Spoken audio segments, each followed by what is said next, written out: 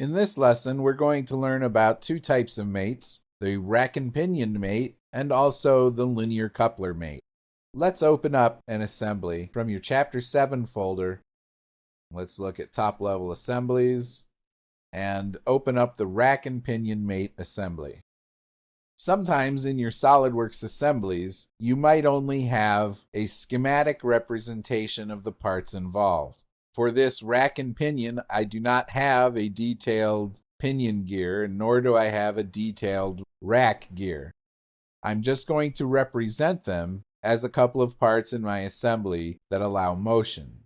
Now we've got the rack and pinion mate in here, and we'll take a look at this. It's down here.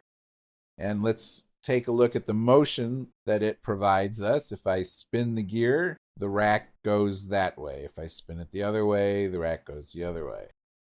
I can also move the rack and get the gear to move itself. Let's delete this mate and recreate it. So we've got them decoupled. We go for the mate command, and then in the mechanical mates, we can select rack and pinion.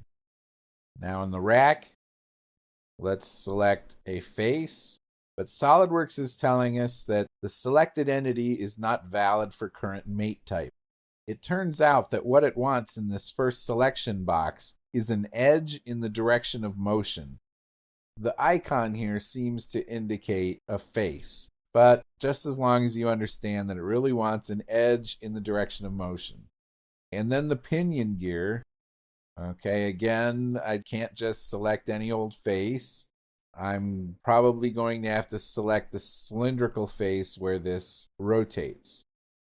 I can enter in kind of a ratio in here for every inch of travel on the rack. How many revolutions does that mean on the pinion? Well, it turns out I can enter this information in two different ways: pinion pitch diameter or rack travel per revolution. I'm just going to key in a number like 3 inches per revolution in here, and we'll see how this goes. Visually, for what I'm trying to do schematically here, this will work out fine. It works by spinning the pinion gear or by moving the rack.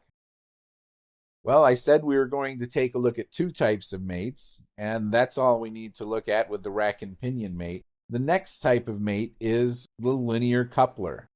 Rack and pinion couples the rotation of one part to the translation of another part. Linear coupler links the translation of one part to the translation of another. So I've got a part that's not in here. So let's go ahead and add one. We need another rack. So I'm going to control drag a rack part. And let's see the mate that's on this first rack. That's a width mate. Let's edit that and just change it to a distance mate. And let's key in 1/8 of an inch. No, let's just key in 0.05. And now let's also mate this face on the new rack to this face on the bracket. Give that a distance of 0.05. And then this face on the new rack to this face on the old rack. So we got a little gap in between there, and everything's good. On the Advanced Mate tab, we can select the linear coupler. And if we scroll up to the top of the Property Manager, we've got 4 selection boxes.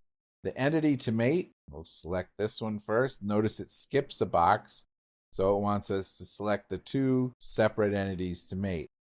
And then the reference component, we'll use the same reference component for both parts. Let's click on OK and see how we've done.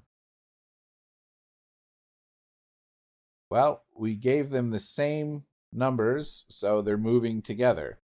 And let's click on that to edit it.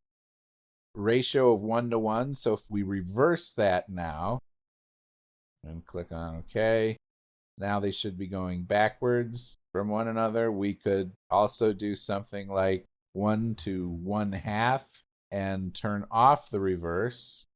And with that, they should go in the same direction, just one will go half the distance of the other. We've still got our rack and pinion working at the same time our linear coupler is working as well.